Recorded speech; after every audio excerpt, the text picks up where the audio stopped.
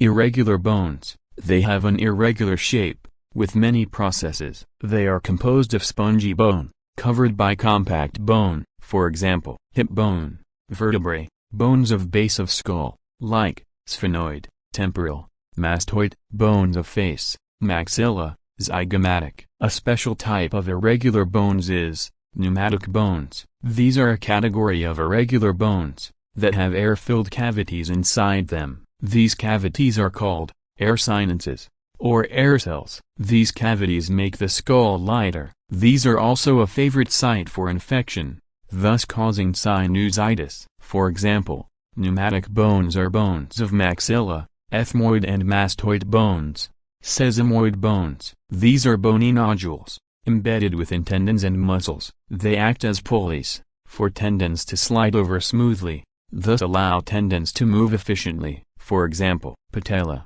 is the largest sesamoid bone in the body. It is embedded in quadriceps femoris muscle, as it crosses the knee joint.